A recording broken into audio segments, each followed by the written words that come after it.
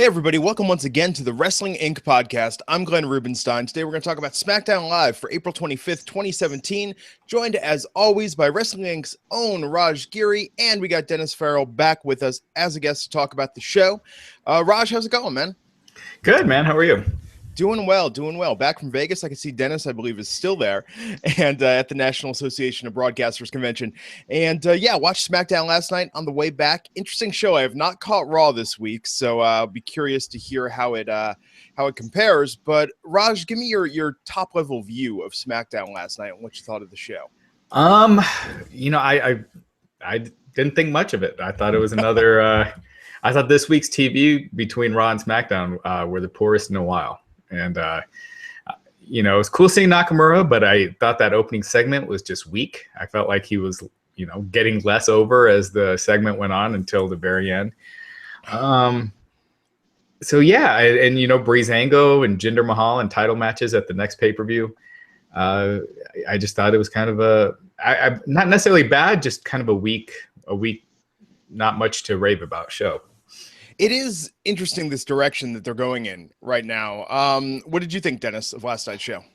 I thought it was a little bit better than weak. I didn't hate it. It had its ups and downs. I liked the fact that it was starting to progress storylines more so than Raw because it's being handcuffed by this pay-per-view. So I'd give it a little bit better grade than Raj, but the Nakamura, he's right. It was just something lacking. Maybe, I'm starting to think that maybe this isn't the right feud for him right out the bat because both guys are just not exciting me right now. I just think maybe the main roster isn't right for him if they're going to treat him this way. So let's talk about that opening segment. I'll just get this out of the way. I think this is the worst thing I've seen on WWE television since the Old Day segment last year, which still is probably worse than this. The Old Day segment was more painful, but this was pretty bad with Nakamura and Dolph Ziggler. Nakamura is being interviewed by Renee Young. Dolph Ziggler comes out and interrupts, then proceeds to do this fake interview with Nakamura. And at first I was like, okay, this is how they're going to get around having Nakamura talk. But then Ziggler gets into this long Michael Jackson comparison. Well, not Michael Jackson comparison, calling Nakamura Michael Jackson. And I was just thinking in my head, I was like, Vince McMahon wrote this. This is a terrible Vince McMahon idea we're watching happen right in front of our eyes. And it was just painful. The whole thing was so bad. I thought it was awful. I thought it was the worst way you could introduce this guy who's supposed to be a top star. In the worst way with in the sense that it was a long comedy segment that didn't go anywhere for a long time before Nakamura finally did this thing. And even when Nakamura started cutting his promo, the fans were giving him the what treatment already. That's the first sign that the segment didn't work. And, luckily he turned it around. But, I thought I wouldn't say it was the worst segment. Probably, to your point, probably the worst segment involving someone who's supposed to be a top star in a long time, for sure. Yeah, it was very weird. That Michael Jackson thing just would not. When he made the joke, I thought it would stop there when he's like, oh, his name is Michael. And he's got 5 brothers. And then he just kept going and going. And then calling him the artist. The which Prince they did with comparison. Prince. Yeah, I don't know. I thought it was just a bad way to introduce him. Think about how hot he got in NXT. He did a couple of video things, had a hot match with Sami Zayn, and he was just off to the races. They could easily use that same sort of format. It doesn't have to be Sami Zayn, or he could be Ziggler, but just doing it that way with a couple of video spots here and there. And then you do the match, have a hot match, and you're off to the races with the top guy. You know what else I noticed? Without anybody there, the yes and for Ziggler, he fell a little flat too with his promo. Ziggler sucked in his promo. I thought this was terrible. But, again, I think that had more to do with the material. I don't think anyone could have made that material work. Yeah, it was bad. Props to Ziggler for at least committing to it and trying it. But it was awful. He has no choice. Yeah. I like he gave a shout out to his movie Countdown, WWE Studios on Netflix. It was during that line where I was like, Vince McMahon. This is all Vince McMahon, or this is the worst member of creative. I mean, and this is bad. I know it's hard to put together a TV show every week, especially when you're doing, multiple ones like the WWE is, but it shouldn't be that hard when you got 30 writers. But and an opening segment. This was the opening segment. They said, hey, let's start with this. And where were they? In Iowa last night? Which was interesting. I mean, I don't know why somebody thought this was a good idea. And it was just, if I were a casual fan watching this, I would have changed the channel. I would have been like, you know what? I'll check back in a couple of years.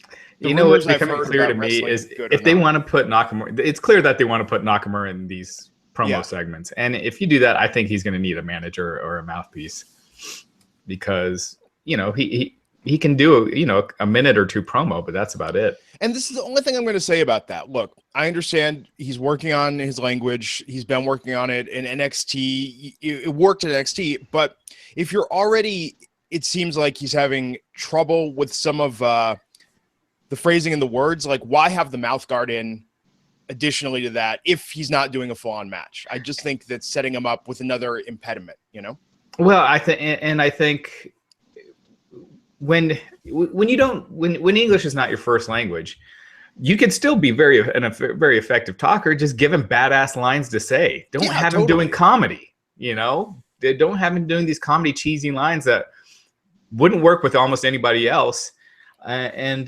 you expect it to work with him. It was such a bad segment. Of course, it ended in Nakamura taking a shot at Ziggler.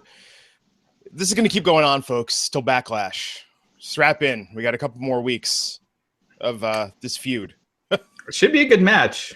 Sure. It should be a good match. Will you still be interested in it by the time it actually happens? This is right now shaping up to be the least, my least anticipated pay-per-view that I can remember. It's kind of nuts, and we'll get into more of the reasons why. Just SmackDown is crazy town right now with what's going on there, and in some ways I dig it, but man, this segment was bad. Okay, so they followed that up with AJ Styles versus Baron Corbin. Dennis, what were your thoughts on this match and how it's progressing? Second week in a row, we go from main event to the first match of the night. It was all there to set up the Kevin Owens thing. We all know that. I think it went on a few minutes too long. I would love to have seen maybe just an interview segment or something else between the Lone Wolf and AJ to just kind of do something different. But two weeks in a row, I don't know if this helped Baron Corbin at all.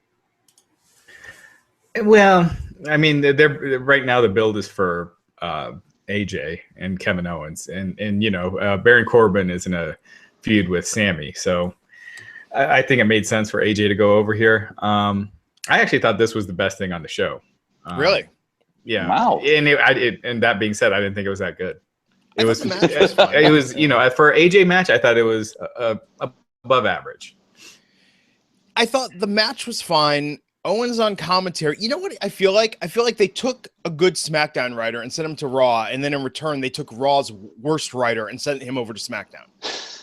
I mean, like listening to even what Owens was saying last night, I was like, dear God.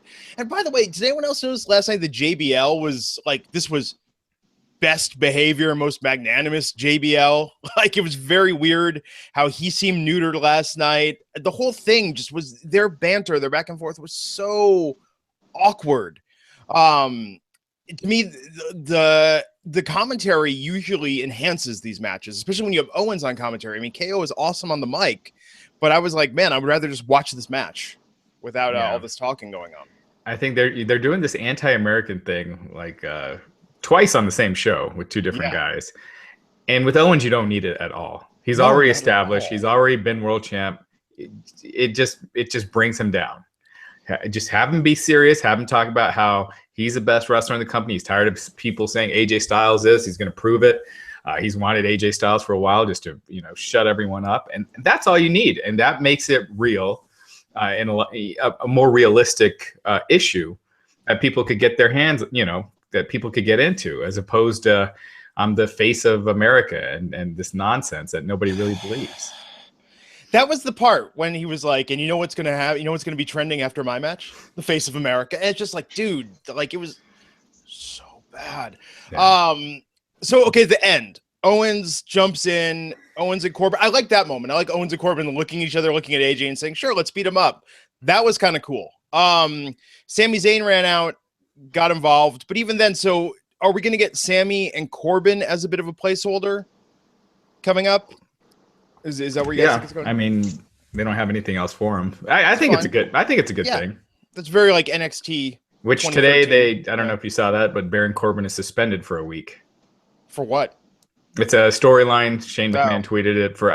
I'm talking smack. He attacked. Oh yeah, that's right. I saw that last night. But did he touch an official? I don't remember seeing that. But apparently that's what they said. He was fined and suspended for 1 week for touching an official. So we'll see.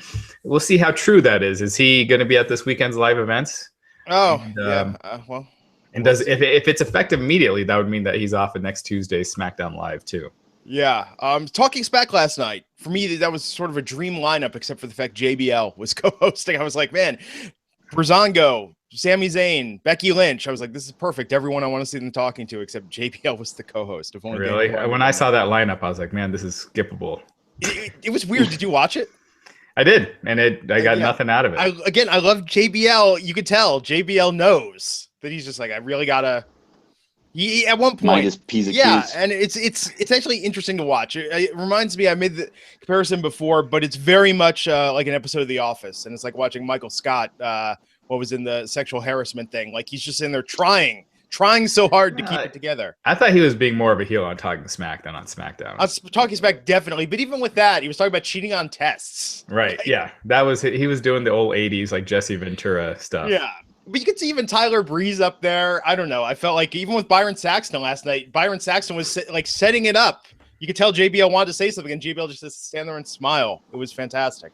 That was perhaps one of the best parts last night. But I did think that, unless you guys could think of something else, this was the best thing on the show, right?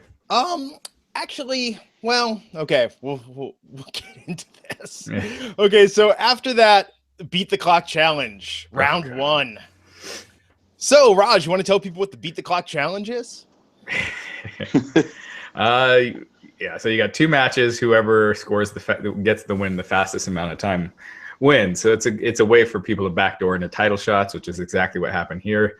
They did the whole Jinder Mahal thing this week with Breezango.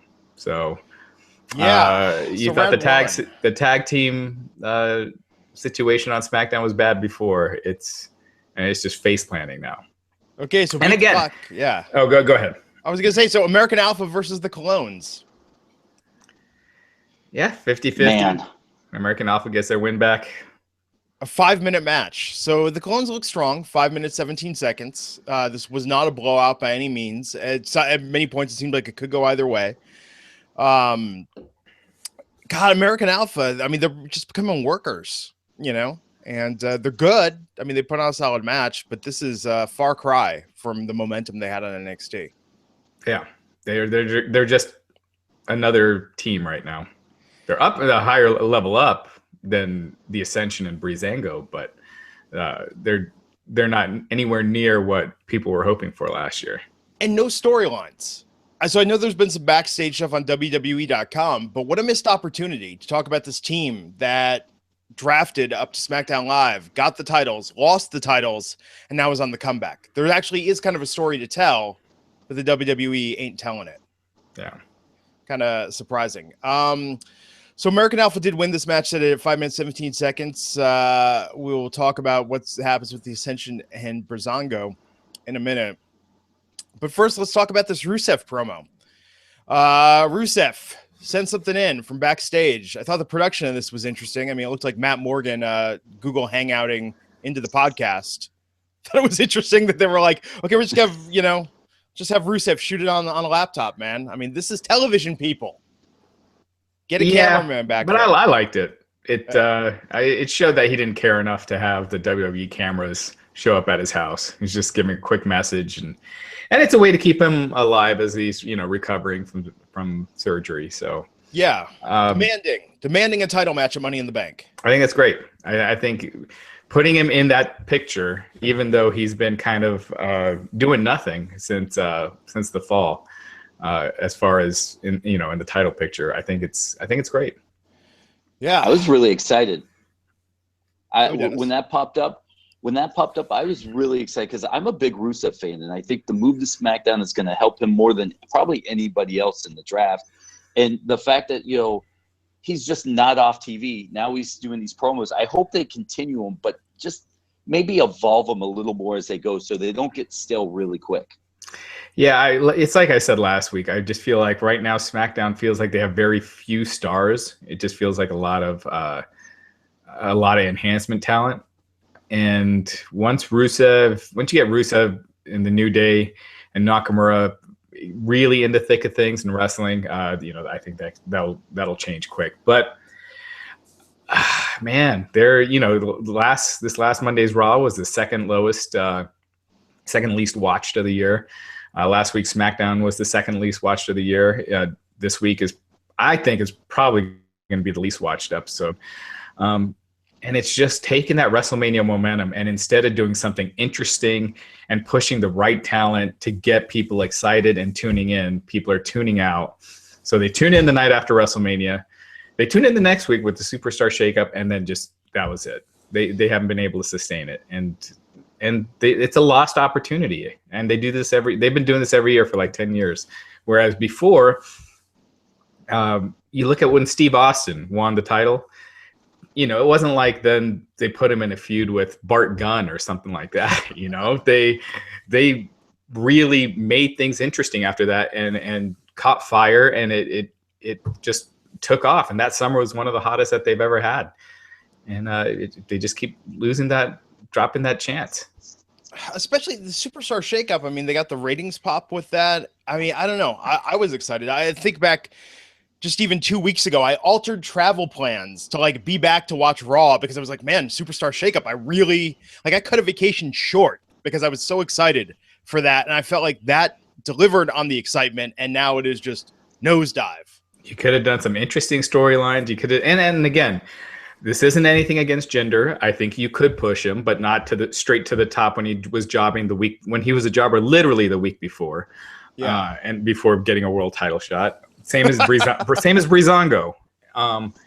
Build these stars organically and make it hot. You got Kevin Owens right there. Make it a title versus title feud, or just something to sustain that interest, that momentum you're getting off of WrestleMania. Okay, so we're gonna keep talking about Jobber City in a moment, which is SmackDown. Just something else. First, I want to take a moment, thank the sponsor of this episode, DDP Yoga. You've heard us talk about them, specifically their awesome Max Pack, which is used by the likes of Chris Jericho, AJ Styles, Mick Foley, Goldust, Scott Hall, Jake the Snake. The names go on and on. They love using DDPY to get in better shape, to take control of their health, to take control of their lives. And for a limited time, we've got a deal for you. You can get the DDP Yoga Now app for 25% off. That's got the DDPY workouts on demand available to stream. It's got DDP's healthy cooking lessons. It's got Monday motivational messages from Diamond Dallas Page himself to keep you on track. You can get that app 25% off full access, or you can get the DDPY DVDs for 25% off, and that includes 3 months of full access to the DDP Yoga Now app. Also got a deal for you where you can buy a max or combo pack at 25% off, get 50% off the second one. You've heard us talk about it. You've heard us talk about how people have turned around their lives, lost incredible amounts of weight, improved their flexibility, improved their vitality with DDPY. I see the success stories all the time on Reddit. People talking about, you know what, I got it. I dropped a ton of weight. I'm in the best shape of my life. You've seen the superstars who have used this. You watch the Jake the Snake documentary. That guy turned his life around, largely in part due to DDPY. And we want you to try it out now. Take advantage of our offer. Go to ddpyoga.com/wrestlinginc. That's ddpyoga.com/wrestlinginc. And we thank them for sponsoring the podcast. Okay. Actually, let's talk about this. Backstage, Becky Lynch talking about Charlotte, explaining her complicated friendship rivalry with Charlotte Flair, interrupted by Tamina, Natalya, Carmella, and James Ellsworth. What do you think of this storyline that they're setting up, Raj? People were saying there's some interesting shades of Sting in the WCW here with what they're doing with Becky.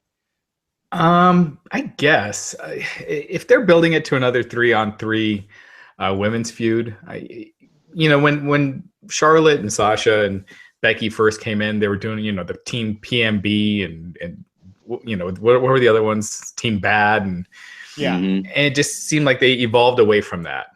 And we're giving these women real separate storylines. And so I'm just hoping this doesn't just clump them all together and it's just another 3-on-3 feud. But that being said, I'm interested to see where it goes. I mean, it seems pretty obvious that Charlotte's turning babyface and Becky's probably going to be aligned with them sooner than later. But I just hope it just doesn't lead to a bunch of 3-on-3 matches as opposed to maybe 3 separate matches and like this kind of faction that's wants Charlotte out, and this other group that are aligned with her. Dennis, what did you think? And is Becky Lynch the Sting of SmackDown Live? Well, I wouldn't be mad if she was. She has a look. She's babyface. That would be kind of cool to kind of set that up with another Flair type character. But I don't think the women's division is big enough for a stable yet. And I would love to see like one stable, even if you threw one big name and a couple semi names in there, and you had them feud against somebody who they don't think should be in the title match. I'm okay with it. There just needs to be a couple more women in that division to make it feel like you just didn't take half the women's division, put them in one group, and go after one person. And I'm with Raj. I'm done with 3-on-3 matches. I like 1-on-1, and you can still do that with a stable. And give Tamina a couple matches and some wins so we can, instead of just you're putting her in these storylines and no one's seen her wrestle in a year, Right. Yeah. I will say this, though. What a difference subtle shifts make. Natalya with the darker eye makeup, I think the last night was the best look Natalya's had in a long time. She doesn't look like somebody's mom anymore. I guess I didn't really notice. Oh, well, they changed. Well, I mean, we talked about this before. Natalya, I was actually surprised Natalya was one of the wrestlers I was surprised. I was like, oh, man, she's younger than I would think because she's always had that sort of older, more mature look. But I thought with the dark eye makeup and whatnot, I thought she looked menacing last night. I thought they made the women look good with this stable that they're setting up. We'll talk more about their interference into the main event later in the show. No DQ match, Randy Orton versus Eric Rowan. You tired of this yet? Dennis, what did you think of this matchup? At best. It was there. Rowan needs to start evolving now. We knew there was no way Randy Orton was going to lose this match. And it was just a build-up for the RKO out of nowhere. So, to me, it was all right. Long build-up. Raj? You guys know how I feel about this, where I get reamed for my anti-Orton comments, but his promo was boring, the match was boring, but it was a placeholder. I want to know if someone out there is a huge Randy Orton fan, specifically of the work he is doing right now, write something on the comments. Yeah, I want the defense of this, because I feel like I was saying on Twitter, I've said it before, Randy Orton doesn't seem particularly invested in what Randy Orton's doing. It's just kind of like, unless Randy Orton's in the chat right now, I don't think it's going to happen. Yeah, this is not. I do get people reaming me on Twitter saying, how dare you rip on Randy Orton? He's a surefire Hall of Famer. I'm not saying he's not. I'm just saying everything he does right now is not interesting. Burning down Bray Wyatt's shack, that was good. I think that was the high point for me. But because you know what it was, he committed to it. It was absurd, but man, he was like no pun intended, it lit a spark in him. He had a certain look to him where he was like, man, they're letting me do this? Okay, cool. Did it? Because the week after that, no one really cared about that match again, and that match had no heat at WrestleMania. Yeah, but the segment was good. If the segment was good, it would have carried over and made it a hot match. I don't know. Can anything get you interested in Bray Wyatt and Randy Orton? Or, I mean, even with look, as long as Bray's just out there doing his jibber jabber, it's just kind of, I don't know, man. Like, it's really got to be something different at this point. Bray needs to mix it up and turn babyface, and so just kind of really change his character, because he should be coming out like a Southern preacher, like he's found God again. I don't think he should wearing a change suit it that much. A spark, like a televangelist that has got Vince McMahon written all over it. That is like a Vince McMahon character, circa 1987. Make it happen. You can have brother Love be his manager. Yes, absolutely. Oh my God, the Wyatts in suits. Bruce Pritchard's with WCW Impact Wrestling. Yeah, that would be fantastic. Okay, so look, I'm gonna say this match was better than I thought it would be. The no DQ element of it, there were some good spots in there. it's the matchup that I don't care for, or that I think is kind of stale. I thought they did the best they could with it. I'll say that much. And then afterwards, okay, so this for me was just great. I mean, in terms of sheer absurdity, Jinder Mahal comes in with the Bollywood boys, who I guess are not getting repackaged with a different name. They beat down Randy Orton. Jinder cuts a promo, starts speaking in Punjabi. Like, they gave Jinder a lot of time here. Raj, so the story backstage is, I mean, Jinder's getting a push right now for them to try to appeal to India more, correct? Yeah, I think that's definitely part of it. Yeah. Again, I think if he didn't have that physique, he wouldn't be getting the push. I think they'd be holding off until they found someone else, but I think they see an opportunity there. Look, I don't mind Jinder. I kind of like him. I think he's got a cool look. But this promo he's doing is something that's straight out of the 80s. And I always think it looks bad in wrestling when you have someone complaining about the crowd not liking them for who they are and for what they look like, and then the crowd is booing. And granted, he's saying it in a heel way, but for someone that's not familiar with the product would be like, oh yeah, wrestling fans, that's what they're doing. They're booing this guy because he's a brown dude, even though they cheer Mustafa Ali in 205 Live. So I just think this whole storyline is just so outdated, and but I don't mind. Again, I don't mind if you want to push Jinder, just do it the right way. He should be in a feud with Sami Zayn if that's what you want to be doing. Get some, Sami can try to get some good matches out of him. If his work improves in the ring, climb him up. Climb him up to the U.S. title level. If that improves, then put him in the world title level, and you can do it pretty fast. So, anyway. But I thought the promo wasn't that great, but Jinder, he has a little bit of a presence to him. Yeah, so Dennis, what did you think of the promo itself? You know what? I have to disagree with Raj. What happened tonight from the beginning to the end, taking the belt, walking out, really made me forget he was a jobber a week ago or 2 weeks ago. He pulled it off. The suit, the different look, his two boys with him. I really like this from top to bottom, and this might be the start of the repackaging and building him up to a main eventer. I think this was an amazing first step.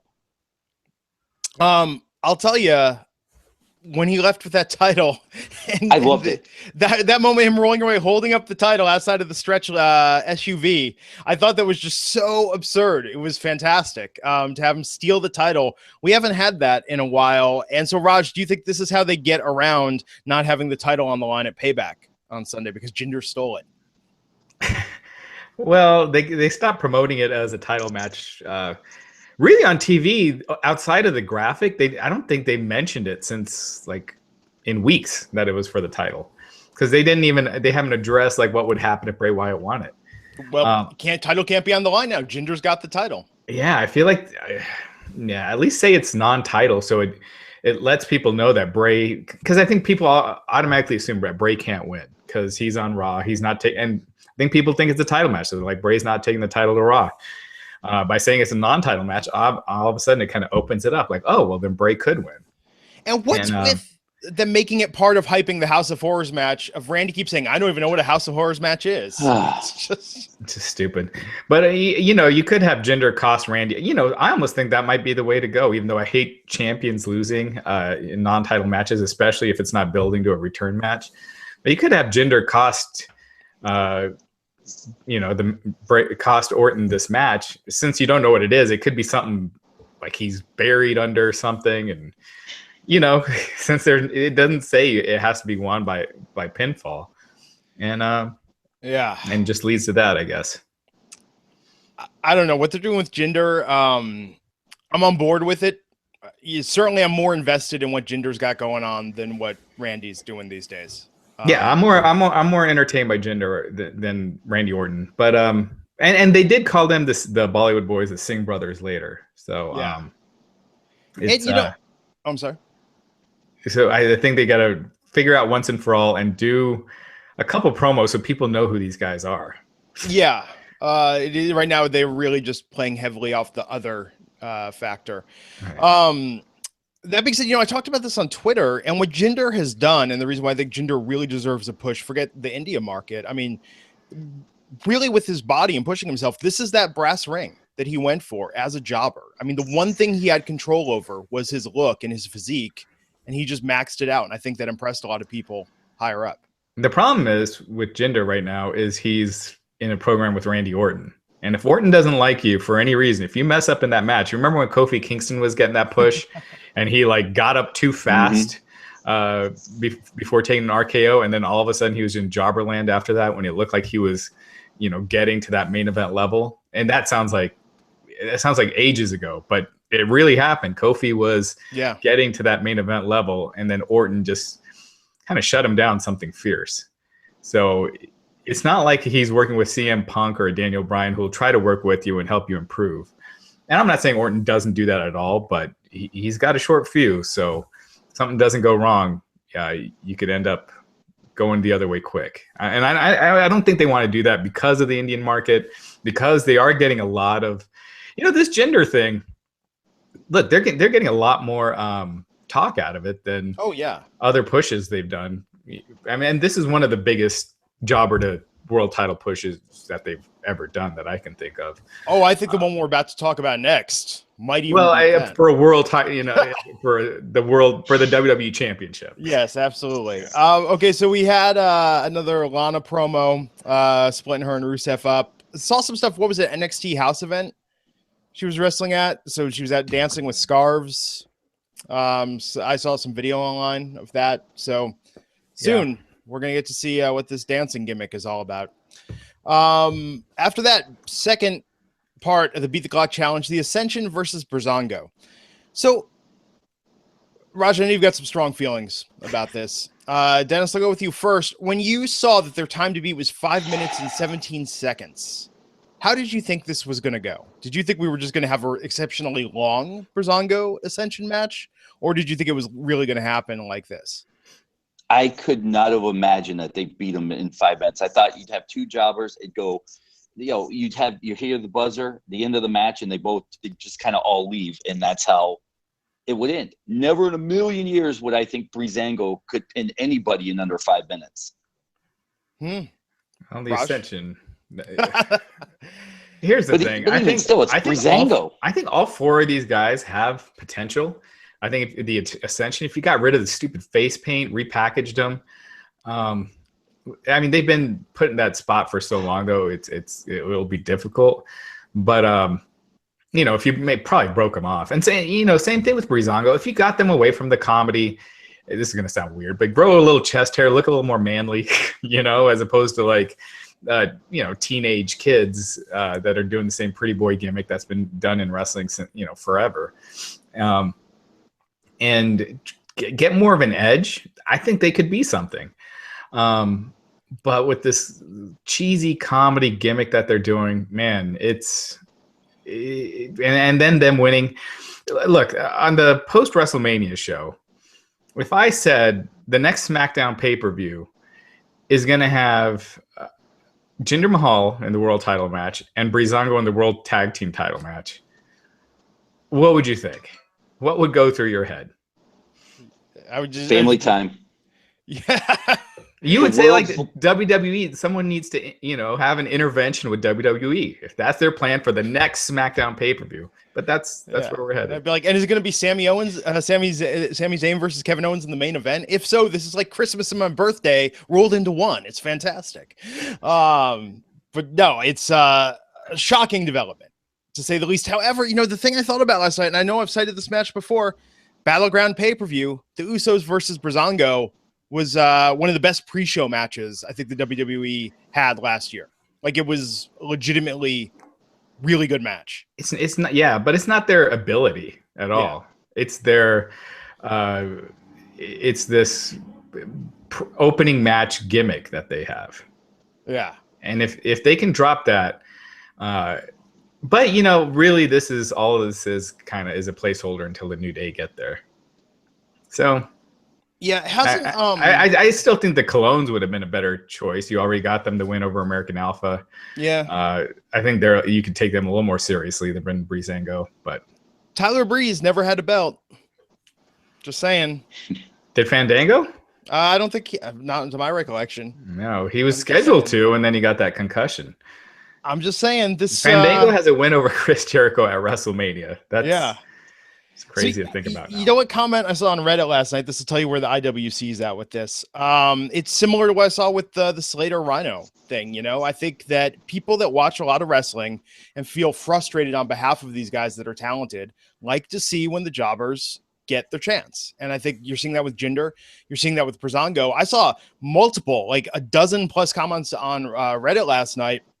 People saying, hey, you know what? I wasn't going to go. I'm getting a ticket to Backlash. I want to be there when these guys are wrestling live, just because it's so like such a wonderful absurdity to the fact that these guys are getting a title shot.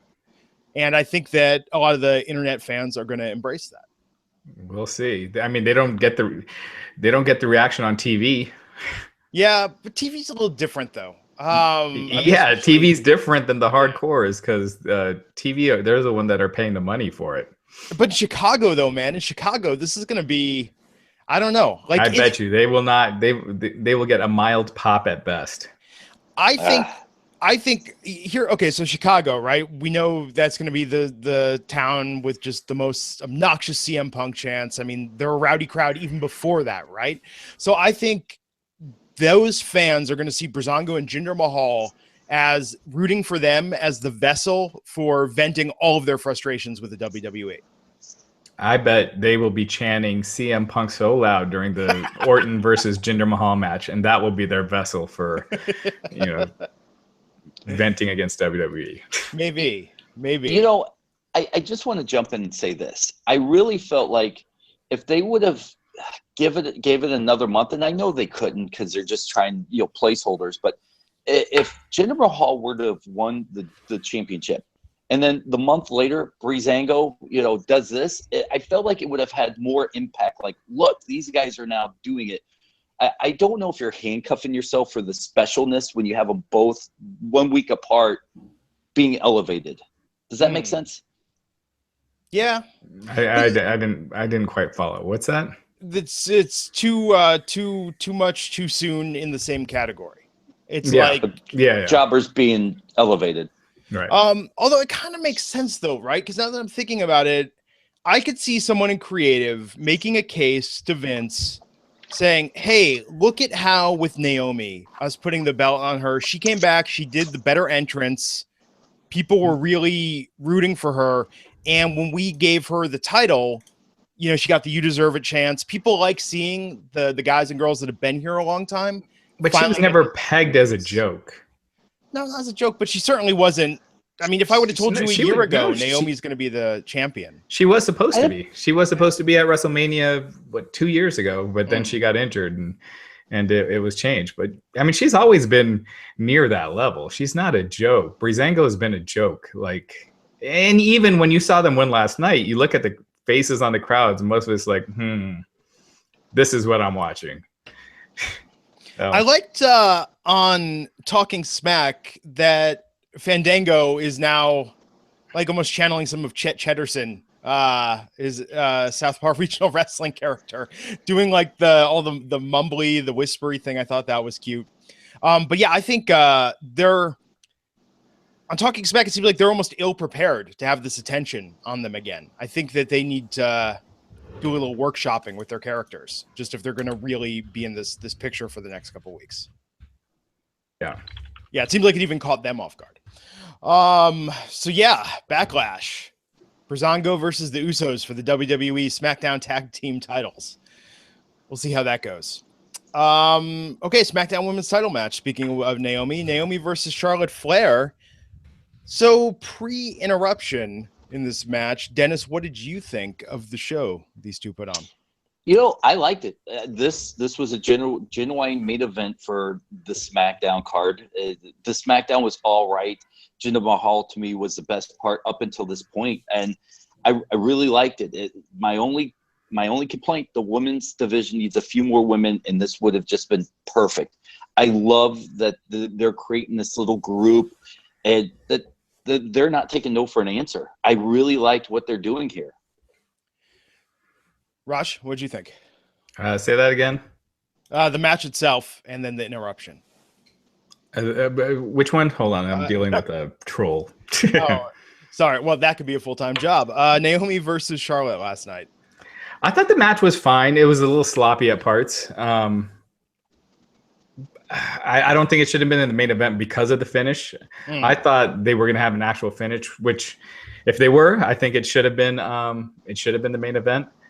But anyway, I thought it was. I thought it was good. I think these two have a lot of potential to have some great matches. But now it looks like they're going to be kind of on the same side. Yeah, it's interesting where the split is. See, I liked that. I thought the match made both Naomi and Charlotte look good. I like that they held off, like you predicted last week, held off on putting the belt on Charlotte yet.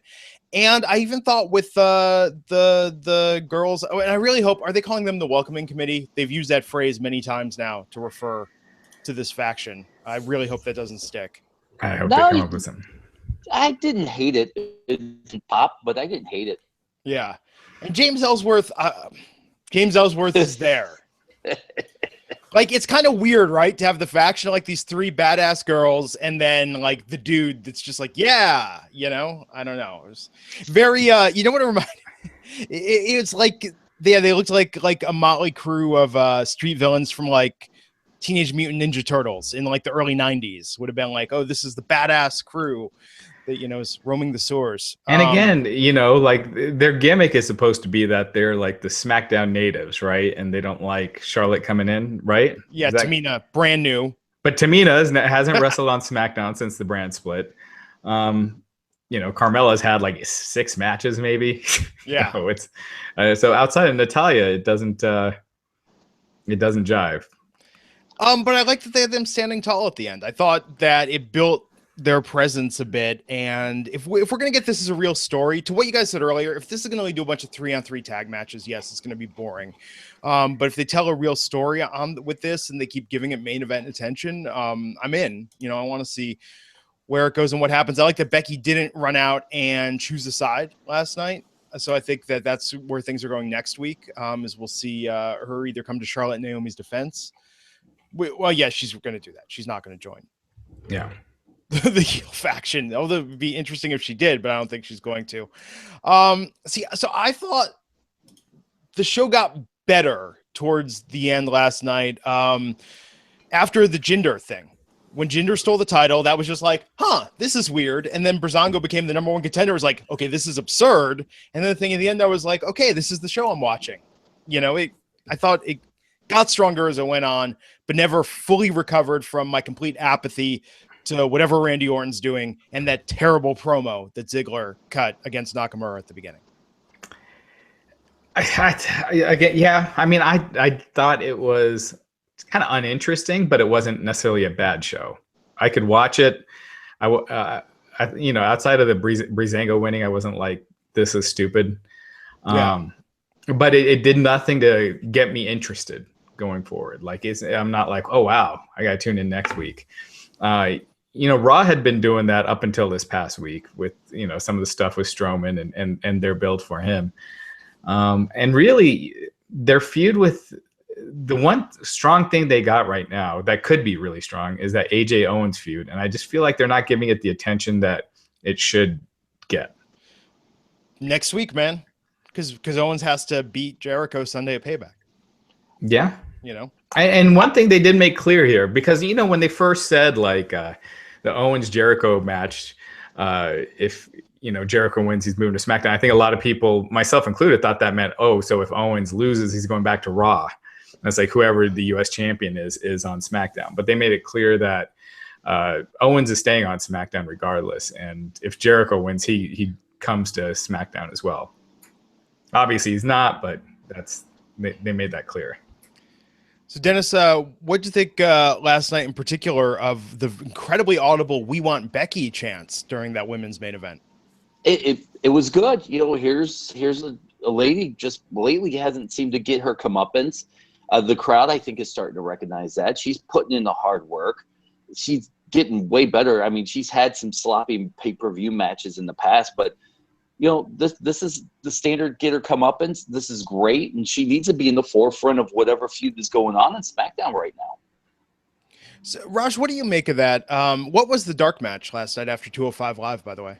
I think it was Nakamura and Dolph Ziggler again. Wow. That's been the dark match each week. Yeah. It's interesting, though, how over Becky is and how the fans feel like they're not getting that. I mean, the live attendance fans in particular. It's interesting because there have been multiple weeks when she's off TV and it's noted. Yeah, but you know, if this is leading to a bigger storyline between her and Charlotte, I'm all for it. I don't think you want to give it all away in one episode. So, Dennis, overall thoughts last night. Were you happy that you skipped the nightlife in Vegas to watch SmackDown Live last night? My wallet was thrilled that I did that. I'll say it like that. I would give this probably a high C+. I thought it was all right. The bad was the bad, but the good was the good. The Jinder Mahal thing really saved it, and I just like the way it ended. So C+. Interesting. High mark, probably higher than Raj. Absolutely higher than Raj. Yeah. I'll give it a C-. I wouldn't, I thought it wasn't quite average, just because if a wrestling show is supposed to be getting you into the storylines and excited for what's coming next, I thought it was a bad job doing that.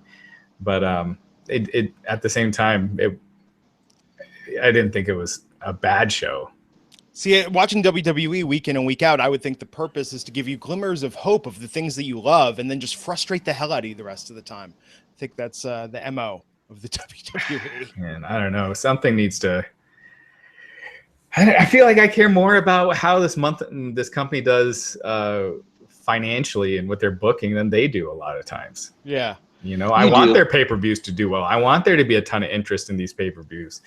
I want them to be pushing the stars that are over with the fans to new levels, and that translates to, more over crowds and more people being excited for their product. But, this is... not how you do it. Or get really weird with it. Stop trying to do this weird in between that they're doing. I mean, just go full southpaw with it at this point if you're going to get crazy. Well, they're making SmackDown such a B show right now, and it's just sad to see because they've done this before. And first thing it leads to is the B show attendance. The SmackDown attendance. The pay-per-view numbers don't matter as much anymore, but the pay-per-view numbers dropped drastically. Then the attendance started falling. And then it became more of the B show because of that. Then they started making sure every big star was on Raw. And anytime there was a big surprise return or something, was on Raw.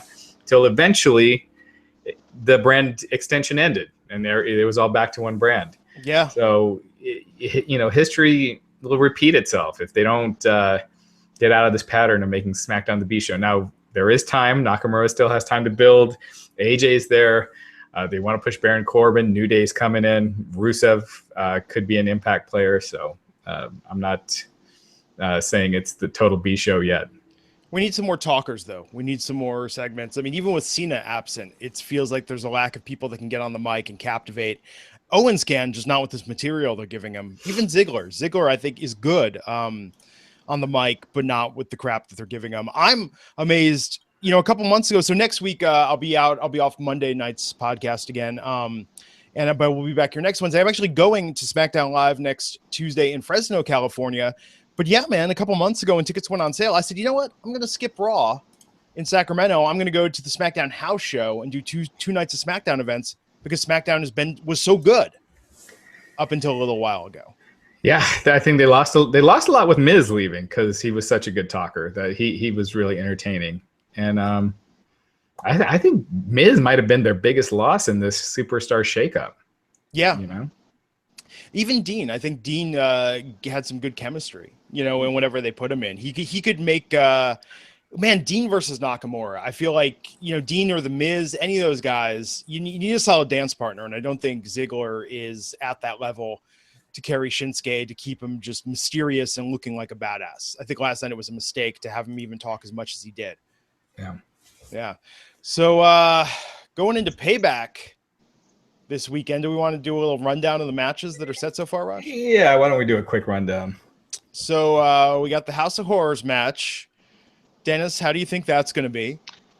No contest. I think we kind of covered it. Jinder will come in, and I would be happy if you laid waste to both competitors in this match. and make him look even stronger going into the next pay-per-view. I still think Orton's going to win. I could see Jinder attacking him after the match, but I would think Orton's winning since he's the champ. Bray Wyatt's on the other side. Yeah. Okay, so let's talk Owens versus Jericho. Same thing. I know we touched upon that a little bit. Yeah, I think there's no question that Owens is winning. I could see them putting it on. I mean, I don't know. Maybe it goes to Jericho just to surprise people, and then Jericho shows up on SmackDown. They have a rematch, and then find some creative way to write Chris off TV for a while. They could. I mean, why flip flop the titles so much when? Honestly, SmackDown could use Jericho right now for one episode. Yeah, honestly. But that'd be one big ratings pop, though, if Jericho was on there for one last going away match. I almost guarantee you the rating would not be affected that much. The ratings are kind of where they're at, you know, like unless you get like someone like a Goldberg coming back, you don't see the big fluctuations. It's mostly they peak at the big events. And if something interesting happens, like the superstar shakeup, you'll see the bump. And then if they don't follow through, it's just downhill. But, you know, they could, what might be more interesting would be if Jericho won it and then lost it to someone different on SmackDown. Yeah, maybe. Dennis, Raw Women's Champion, Bayley versus Alexa Bliss. Who do you got? I'd love to see Bliss. Bliss has been the MVP. I mean, over everybody, Bliss has been the MVP for me. I hope she walks out with it. Well, Bayley's defending in her hometown, so I think that definitely means she's losing, right? That's been kind of the WWE MO. I think Alexa wins it here. Wow, Bayley in her hometown losing. All right, what do you think, Glenn? Well, you know what? It's funny. Part of the reason why I decided not to go to Payback, one, the pay-per-view prices are just insane compared to the house shows. And I was like, you know what? Watching it on TV, doing the podcast after is actually a better experience than being there for a pay-per-view. But two, a little while ago, this was sold out, Payback in San Jose. So I think given the wrestling fans with money in the Bay Area and given the knowledge of Bayley and even the fans of NXT, I think she's going to have a hot crowd rooting for her there. So it'll be interesting to see if she loses. Love to see. Just like reaction. Sasha had the hot crowd in Boston, right? Yeah. When she lost her title to Charlotte. Yeah. It's weird too, because I mean, I feel like in this area, people that are into wrestling are really into wrestling. So they've been with Bayley since NXT. Someone in the comments mentioning Sasha will turn heel in Bayley's hometown. Agree. I could see that. That'd be cool. I'd be okay with that. Yeah. And then I don't know who do you go with, Alexa? I guess you could go with Mickie James. Nia Jax, just because of size difference. Like that would be impressive. But then it's like heel versus heel. That's true. They usually don't do that. But Alexa, though, I could see Alexa doing, you know, sort of a tweener, doing more sort of an anti-hero face, like a Steve Austin sort of thing. The female version of that. Yeah, I mean, I don't like that dynamic with her and Nia, but hey, someone saying Emma, yeah, I could do that. Oh, that's true. Yeah. Well, but Emma's kind of a heel, but we'll see. Yeah. It'd probably turn into a triple threat with Bayley wanting a rematch, Sasha, and then Alexa Bliss. Yeah. I say get the title off of Bayley and rebuild her because they've done a terrible job with her over the last 4 or 5 months. Cruiserweight Championship, Neville versus Austin Aries. Raj, what do you think? I'm gonna say they keep it on Neville. I don't know, man. I think it could be Aries' time. Dennis, who are you rooting for? I'd like to see Neville hold on to it just a little bit longer and still build up this Austin Aries chasing thing. I really like the position he's in and how he's pulling this off. Yeah. The problem is they don't do the secondary feuds that well in the Cruiserweight Classic, because I'd like to see Austin move away, get over more with like a TJ Perkins. But, you know, the problem is they don't do those slow builds. They would just do that match the very next week, and they just did it last week. So, yeah. Although Neville and Aries, I feel like that's the storyline carrying the Cruiserweights, at least from the main shows. Yeah, but I think if you went away from it for a little bit, give Neville a new challenger, Aries, get Aries hot, rebuild him as a top guy, and then challenging Neville again closer to SummerSlam, you know, and then you do the title change, because then Neville will have had a pretty decent run and be pretty dominant to where that title change would really mean something. Yeah. The Raw tag teams, Hardy Boys versus Cesaro and Sheamus. Dennis, who do you think goes over in this? I would love to see Cesaro and Sheamus win this. You know, the Hardy Boys, this run right now, it's just fallen a little bit flat for me until they go back to this deletion character. I'm okay with letting someone else hold on to the belts for a little bit. So yeah, but I think it's way too soon for the Hardys to drop the title. And they just won it last month. I mean, this month. It was just earlier this month. So I think you got to have the Hardys go over. What about Roman Reigns versus Braun Strowman? Man, I got to say Braun. I mean, that's the only that makes sense, even though usually when Roman gets his ass kicked like that, that means he wins. But I you know what I would do is just have him taped up and sell those injuries from that ambulance attack. I'm glad that they kept him off of TV. I don't know if this last week was on purpose or not because of Roman's brother passing away. He was at Raw. But I think, you know, having Roman selling those injuries and then getting beat, and I would say get beat clean, and Braun just destroying that shoulder, I think that's the way to do it. And Braun goes on to Lesnar. Roman goes on to, you know, Roman's still going to be facing Braun at live events because Lesnar's not there. And then you go back to Roman and Braun at SummerSlam. Dennis, what do you think? I hope Braun wins, and not because I hate Roman, but you have built this monster up so much over the last month. You can't just write it off. And if I was a writer, and I'm not, but this is my opinion, I might even have Strowman attack Roman before the show, or in the middle of the show, and have Roman maybe try to crawl out and not quite make the 10 count. That way you kind of protect them both, and you still have Braun going over as a monster, and Roman is still selling those injuries.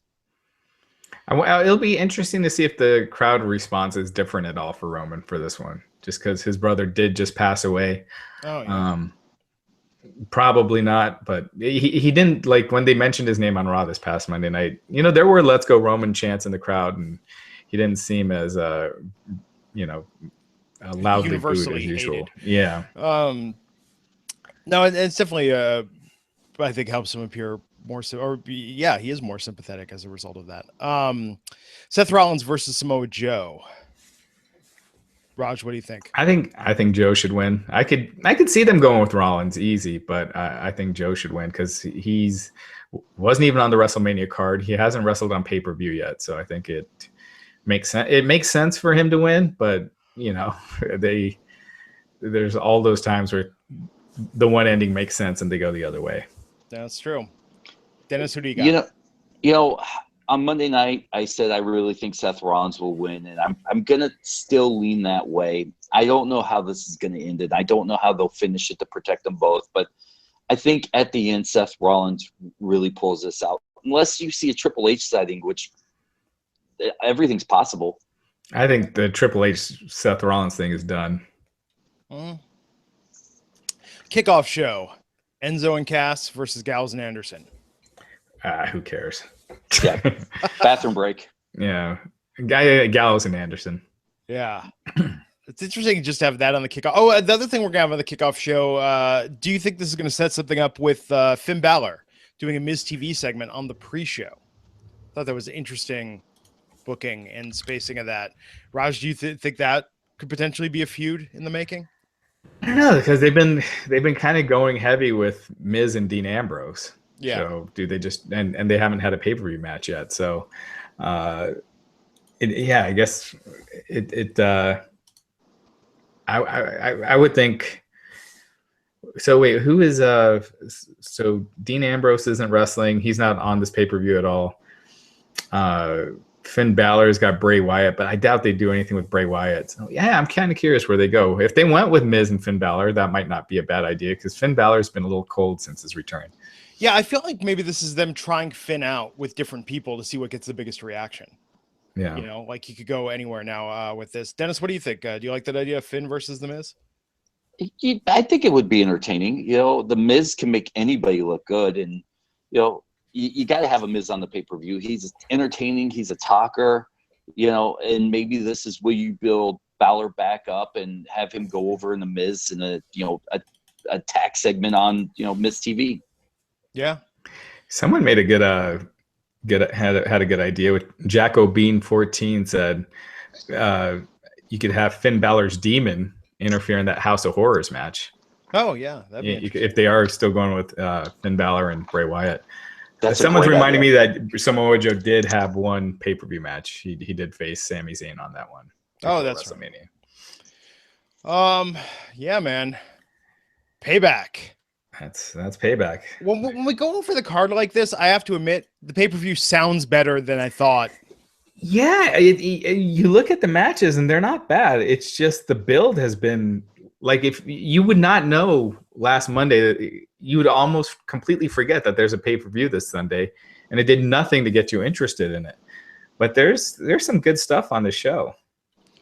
Yeah, and I'll tell you, maybe part of it is also like the complete WTF reaction to how Backlash is shaping up, and the fact we've got 3 or 4 weeks till Backlash, where it's just like, oh man, maybe Payback's not looking so bad right now.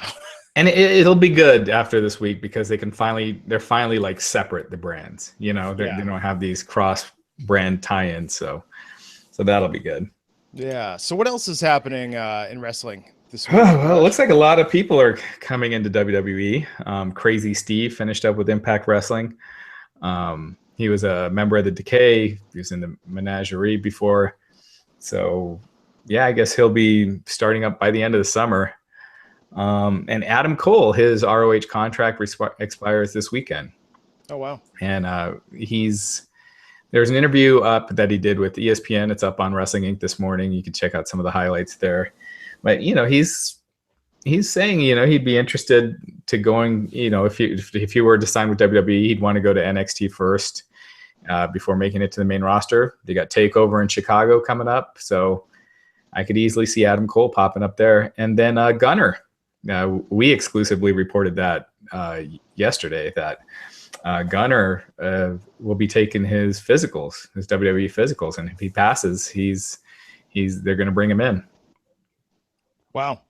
A lot of TNA, they went from that no TNA policy to, you look at their roster now, it's tons of TNA guys. So good for them because TNA had, in their peak, they had a ton of great talent. It's so weird to not call them TNA. Yeah, get used to saying Impact, right? Well, I think they're doing this GFW Impact Wrestling merger. I almost think you should call it GFW because I feel like a wrestling promotion. It just with the 3 letters, it just sounds better, and it makes it feel more like a real sports type of league. I mean, there's a handful of sports leagues that don't do the 3 letters, NASCAR, but for the most part, the biggest ones, NBA, MLB, NFL, UFC, you got the 3 letters, and I think they should do that with Impact. You call it GFW is the company name, Impact Wrestling is the show name. So let's talk for a moment about the NXT cuts that have been announced. Yeah. So Josh Bradle, Tough Enough winner. Who are the Tough Enough winners that have actually made it? Is it just John Morrison? I mean, Jackie Gata had a short stint. I mean, Maven was there for that are still around today. Oh, they're still around today. Yeah. Good question. Yeah. So, I mean, the curse continues. The winners never go anywhere because Sarah Lee was the other. She won the female contract. Josh Bradle, who was Bronson Matthews in the NXT, won the male contract. And yeah, they're both gone. So there you go. But Mandy Rose is there. Patrick Clark having the last laugh. Patrick Clark, yeah. Yeah. I mean, it was clear why they went with Josh. He had the size and everything. But I thought the whole show, you could tell that Patrick Clark was the most talented guy there. Yeah, it's so weird. It's Tough Enough is maybe the most. I mean, you think that week in and week out, Raw and SmackDown are frustrating. Tough Enough is a very frustrating show to watch as it unfolds. Well, yeah, because you throw the fan voting in there and you get some like ZZ making it to the end, So, and who was also gone. Yeah. So anyway, it's a show that you can't use it to promote another season because no one that's won that show has done anything. You know what would be a Except for better John Morrison show, honestly? I think if they took, I think if I don't know if they would ever do this, but I think you take the jobbers, find some way to do a show with them, and you basically do it as a reality show with competitions for a title shot. I think that would be an interesting look. Yeah. In the I think, you know what? I think you take guys that have been released, guys that are up and coming indie guys, and you put them in something almost like the Cruiserweight Classic where they have a 10-minute match and then fans vote who they thought was most impressive. And then they have a judge's vote for who's most impressive, and you advance that way. And then it's people that are already kind of established, and it can give, someone that was released a second chance, or, someone that's up and coming a big push right off the bat. And they already know their trade. They already know how to wrestle. So you're not going to get all these people just falling off right off the bat. I like that. Interesting idea. Yeah. But with people that were released, I love that idea. That would be at a whole different dynamic to it. Right. Yeah, we'll see. I'm sure it goes in cycles, right? Probably only another year or two until someone gets the idea to bring Tough Enough back again.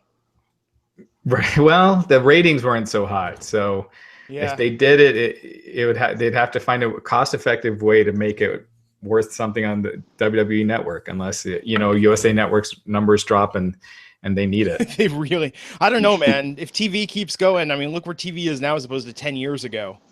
Right. Yeah. Legacy franchises still only get more and more valuable as time goes on. And so there were a couple other NXT releases. Let me double check. I'm forgetting the lady's name. She was the backstage interviewer. Yeah, and I think she's already like with the Dolphins or some other Florida sports team doing. She was with them before. Oh, gotcha. And she was hired by WWE. And Chris Atkins, is that his name? I'm sounds familiar. Forgetting, but yeah. So there's been a few. So I don't know if they're doing that just to make room for the new guys, but yeah, that's. So there's new blood coming in. Adam Cole, he could be somebody. So he's someone to keep an eye on. Absolutely. Dennis, anything you want to plug before we take it home here? Keep an eye out this week on the iTunes feed. By the way, subscribe, rate 5 stars, and leave a comment. It helps Wrestling move up the algorithms and up the rankings, and helps us get better interviews and whatnot. We will have the first edition of myself and former X Division champion P.D. Williams podcast. So really excited about that. Cool, Someone man. pointing out that it's Andrea that was released, the backstage interviewer. Oh, gotcha. If you guys, we could answer 1 or 2 questions real quick if you guys have some. Also Kyle O'Reilly, Leo Rush, Donovan Dijak. There's a lot of ROH people that WWE has expressed interest in.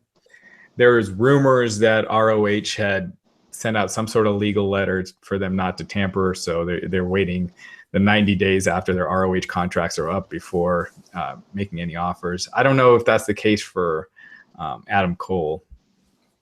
Someone saying Rusev versus Orton as the next feud. That's kind of what it would be if he's demanding a title shot, unless they do it for the U.S. title. What do you guys think of that storyline with Rusev demanding a title shot? You think they give into it? Because that makes the management look like kind of weak. Yeah. I don't know. I think you see something where they'll make Rusev jump through a little hoop or something so they can save face, and you'll have Daniel Bryan like, whoa, nobody bosses us around. So you might see something like that, but I think you still see leading up to that Rusev demanding, which will make Rusev look pretty strong when he comes back. Yeah, I could totally see them saying, okay, it is land of opportunity. We don't just give out title shots, but you got to face so-and-so. If you win that match, you get a title match, something like that. What was in the lockbox with Shane and Vince McMahon? No, they don't know. That was such a weird thing. Oh, I know what. Speaking of Vince McMahon, we didn't touch on it. The Vince McMahon biopic is happening at TriStar Pictures, not a WWE Studios film.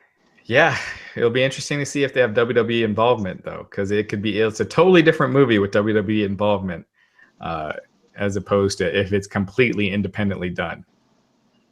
Yep. I can't wait for that. The Rock will probably play Vince McMahon, and you'll have Triple H play Triple H. So this will be great. Sami Zayn will be in it, and everybody will be in it somehow. If it was a studios film, I could absolutely see them like casting The Miz or Fandango as Vince McMahon, and it just being really awkward, like a really, really. But I think I would actually love that more. Well, I wonder if it's more his early taking over WWE, because they can't cover all the last 30, 40 years. But I think it's overdue. I'm gonna watch it. But if how it involved WWE changes the story greatly. You're not going to have as much of the steroids and the ruthless business practices and stuff like that. It'll be more of a guy from the trailers making it and becoming a billionaire, and giving it and creating this entertaining product that millions of fans enjoy. Yeah. If it's the early years, I'm really rooting for Hornswoggle to play Baby Shane. Yeah. It's funny. I can almost like William Shatner reminds me of Vince McMahon a lot of times, but he doesn't have that jack physique. So if it's an older guy, if it's his older days, then put William Shatner and CGI on like Jinder's body. McMahon should play himself, man. Just at all ages too. They should like put a wig on and make him look younger. That can't be done anymore. He looks really old. I think it'll be good, and we'll see. But they do have the life rights, so they do have his sign off on it. And there's some serious producers behind it, so we'll see. I think in the right hands, this could be Oscar bait. So we'll see how it turns out. We'll see. Yeah. Hey, everyone loved The Wrestler. The Wrestler was an awesome movie, but that's because and WWE didn't like The Wrestler at first because they thought it put pro wrestling in a negative light. But once it got all the Oscar nods, then they started to embrace it a lot more. Yeah, definitely. So we shall see. Anything else before we take it home here, Raj? I think we're good. Cool, man. So thanks for everyone for tuning in once again to the Wrestling Inc. podcast. We'll be back here Sunday night, immediately after Payback. Myself, Raj, Mr. Matt Morgan, talking about everything. Hey, look at it this way. The next time we all meet, we'll know exactly what a House of Horrors match is. The mystery will finally be solved. In the meantime, be sure to follow Wrestling Inc. on Twitter. You can also follow Raj, Dennis, and myself. As Dennis mentioned, please do leave us a rating and review on iTunes. It helps spread the word about the show greatly. And until next time, folks, we'll see you back here on the Wrestling Inc. podcast. Take care.